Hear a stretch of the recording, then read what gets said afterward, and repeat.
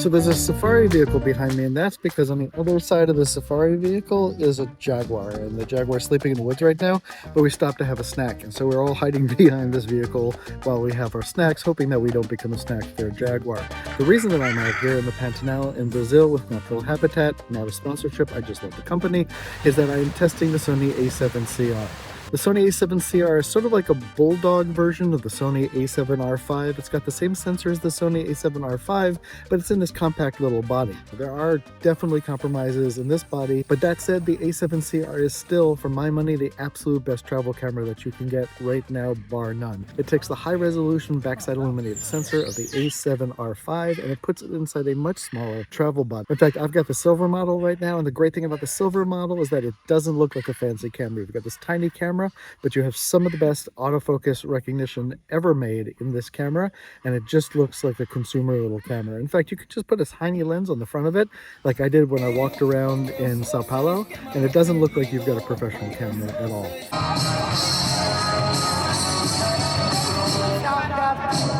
Now, usually when I come to do a shoot like this, I'll test out the new camera for a couple days, and then I'll go back to shooting my main camera. Which in this case was the a7R5 that my son Henry is shooting, but I didn't switch back to it. I enjoyed working the a7cR, and it performed so well that I stuck to shooting the a7cR the whole time. So those birds indicate that the jaguars are getting closer, which means I'm going to get back on the vehicle so that you don't have to watch me die on YouTube. Let's go take a look at some of the images and videos, and then I'll talk to you more about what I think about this camera when I get back to the studio. This is why we come here. This is a core area for jaguars, right? Cool. Shall we?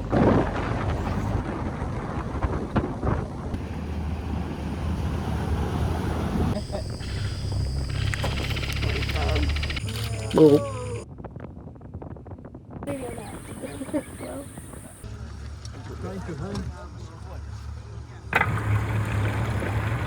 we just spotted this jaguar, and she is unbelievably beautiful. She's a nursing mother. She's been out for at least a half an hour hunting. It's incredible. That was crazy. We just got off the boat. We saw so many jaguars. We watched this jaguar from a couple of feet away as it was falling asleep. That was crazy. Gotta get some food now. Let's go get something to eat, and then let's go transfer some images. Okay, we're on our way to dinner, but check this out. The capybara. God, I want to pet them so badly.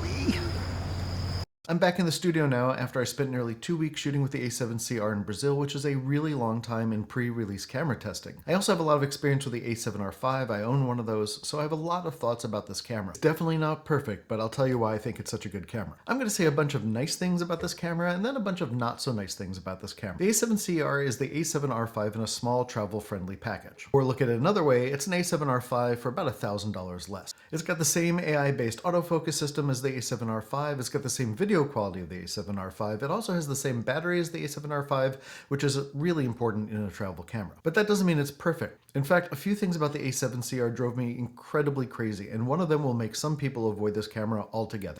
There is only a single card slot in the a7cR. Are you okay? Take all the time you need for this one. Pause the video, get a drink, come back, hit the subscribe button, and we'll keep going. Okay, welcome back. A single card slot is one of the most common trade-offs when you squeeze a much more expensive camera into a much tinier body.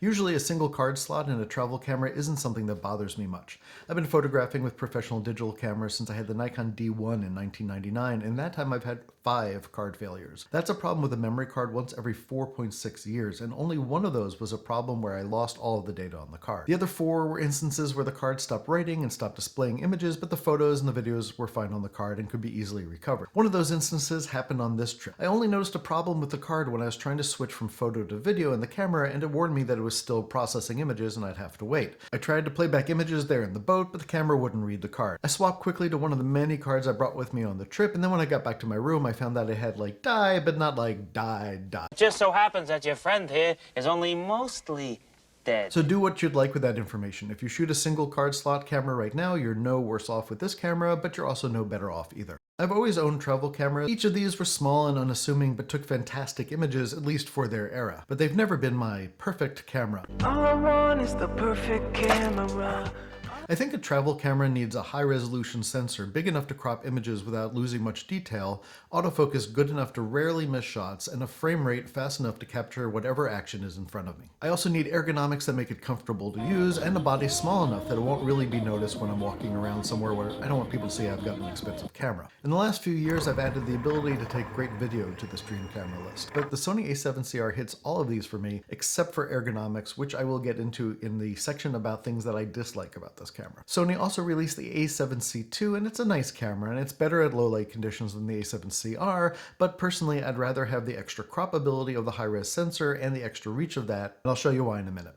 Now, let me talk to you about the features I love on this camera while I show you some of the images and videos that I captured with the a7cR that I believe are thanks to those very same features. I shot most of the wildlife, including these adorable capuchin monkeys with a Sigma 60 to 600mm lens, but the cropping ability of the sensor allowed me to get as close as if I was shooting with an 800mm or longer. A lot of people switch over to APS-C mode in order to get a crop that they can see in the camera in order to get a little more reach. I like to shoot a little bit wider and then crop because I feel like if I have more information rather than less, I can choose where I want my crop points to be. This toucan gathering seeds for a potential mate was hundreds of meters away, and this tree he flew to deliver his present was even farther and even higher. Yet it tracked the eyeball on this really peculiar looking bird with no problem at all. The potential mate spit the seed out and flew away, by the way. It is hard out here for a bird. This is also a good example of the image stabilization of the Sony a7cR. Sony says it's about 7 stops, and the Sigma 60 to 600 has optical image stabilization. Between the two of them, I was able to handhold this 5.5-pound lens, which is nearly 2,500 grams, while on a rocking boat, and I was still able to capture sharp images of birds hundreds of meters away. There's plenty of resolution to crop in on these images as well. I also love the a7cR for the astounding detail that comes from the 60-megapixel sensor. This male jaguar is named Acerola. This is at the Cayman Ecological Refuge, and while Acerola can and occasionally does walk up to the safari vehicles, this was taken at 600mm, and it's got enough data that I could print the size of a safari vehicle itself, and you would see every hair on his head. Another shot that I feel really shows off the resolving power of the a7cR is this giant river otter which is chowing down on some fresh fish like it was a burrito if a burrito had a head. The resolution makes it great for landscape photography too. Here's one of my favorite shots from the trip. It's the safari vehicle at sunset. And look at the detail on these pink trumpet trees. Of course, on the other side of the high megapixel equation is the amount of noise in high ISO images. There's obviously more noise in the a7cR than the a7C II has, but it's still manageable. And it's a lot less of an issue now that AI-based noise reduction tools have gotten so good.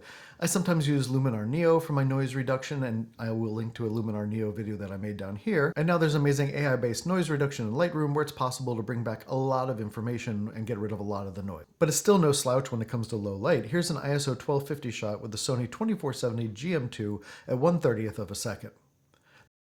More important in this camera than resolution is the autofocus in the a7cR. This is Sony's AI-based autofocus system, and it's just amazing. You've already seen how well the animal eye detection works with this jaguar, but here's another example of that. This is from a sequence where the camera was tracking the jaguar moving in and out of the vegetation, and here it is tracking the closed eye of the jaguar. But it's not just animals that look kind of like domestic pets that it can track. IAF for birds is particularly impressive. This is a time-lapse video from a sequence of images I shot, and I know it's jumpy footage, but that's part of what I think is impressive. I was struggling to keep track of this raptor, which was very far away and flew from in front of me to behind me, so I had to rotate around very quickly so that the camera had to track not only the movement of the bird, but deal with my erratic movement as well. It also nailed the focus on this lesser Kiskadee, even though the eye is a tiny spot on the side of its head. Same thing with this Kokoi heron. And this jabiru is at more than 500 meters away with sticks and leaves in the foreground, something that would normally confuse a lot of cameras.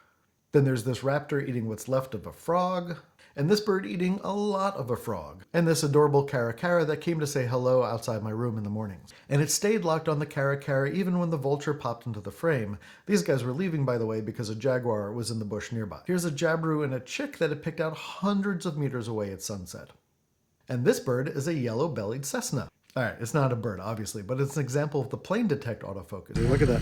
Wow. It's just drawing around the plane. Okay, And watch, stop, wait, stop, no, stop, watch. stop. No, watch. I'm going to move to the other plane, and it's still going to say sticking on the first plane. And look, there's people going across it. It jumps to them, and then look at that.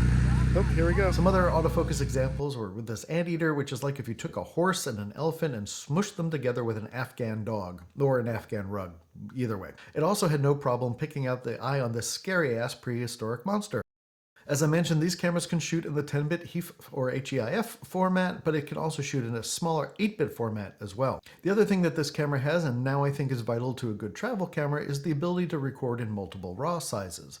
There's compressed and uncompressed RAWs, and there's also a lossless compressed files. But now there's 3 sizes of RAW: small, medium, and large. I used the medium RAW when I wanted a smaller file size than a 60 megapixel sensor would normally create, but I didn't mind having a smaller amount of data to work with. Little travel details like this coffee pour over that uses a small net to hold the ground coffee is a good example. I don't need a 60 megapixel file of this to capture the information.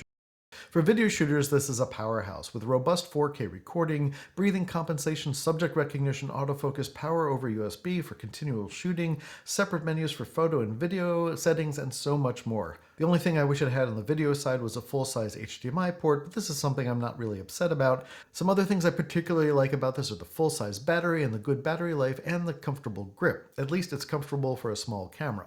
Okay, so now let's talk about some of the things that I either don't like about this camera or that I really don't like about this camera. The card slot example I gave at the beginning of the video is the biggest con, but it's related to a category of small and large issues in ergonomics. Some of these issues are nitpicky, but together they were almost enough to make me put the camera down for good. One small thing is that the PASM dial doesn't lock. It's possible to switch between modes accidentally, although it does take a good amount of effort, and a lot of camera systems have this much worse. Another big one for me is that the on-screen menu that provides quick access to features like shutter speed, exposure compensation, and ISO stays on the screen while you're shooting with the viewfinder, and I keep bumping the exposure compensation setting with my nose. Which is kind of funny because the reason that the exposure compensation dial got removed on the camera in the first place is because people would accidentally change it. Why does my nose bump the screen, you ask? Well, first of all, it's a pretty large nose. This gets us to the larger issues. Get it? Larger issues. First, like the A7C and Sony's APS-C cameras, like the A6700. You can find my review of that camera up here. The viewfinder is on the left of this camera.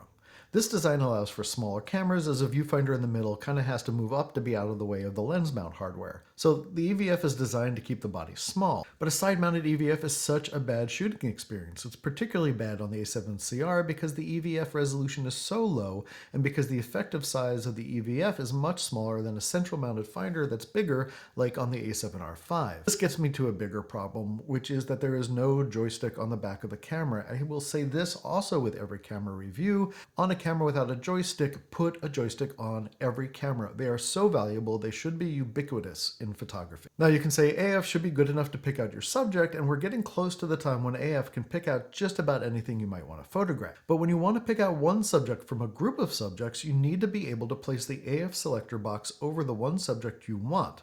Now you can make a small point. You want to put the point on the one bird you're interested in and the flock of birds, the one player on a football team that you want to photograph, one of the 2 brides at a wedding. That's not a joke. That's a valid concern for wedding photographers. Sony says that we can just use the LCD screen as a joystick, and yeah, sure you can, but if you've ever played video games, you know that joysticks are so much more accurate than a touchscreen.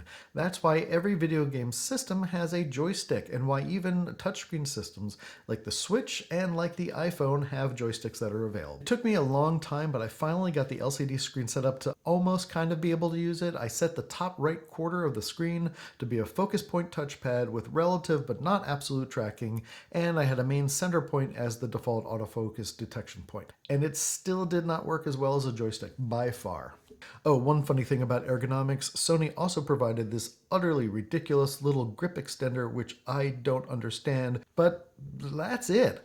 These are my negatives, and the negatives are common among cameras designed with small size as their highest priority. So luckily, if you're more interested in EVF, ergonomics, dual card slots, and a bigger grip, then the A7R5 is available for you with the same autofocus and the same sensor for about $1,000 more. But on the other hand, it means if you want the A7R5's resolution and are willing to make some sacrifices, the A7cR also gives you the best image quality possible for about $1,000 less. I'll have a second video that's just a slideshow of images from the A7cR I took on the trip to Brazil, so you can check those out. A link to that will be in the description. Is this your idea of a perfect travel camera? And if not, what would you want for that perfect camera? All I want is the perfect camera. There it is again. Let me know in the comments what you think about this camera. Would you buy it? Is the single card slot a deal killer for you, or is there something else about this camera that overrides that? If you want to see more of my honest camera reviews, you can do that, over here. And if you'd like to subscribe, you can do that over there. For Dave Tries This, I'm David Schloss. As always, thanks so much for giving this a try.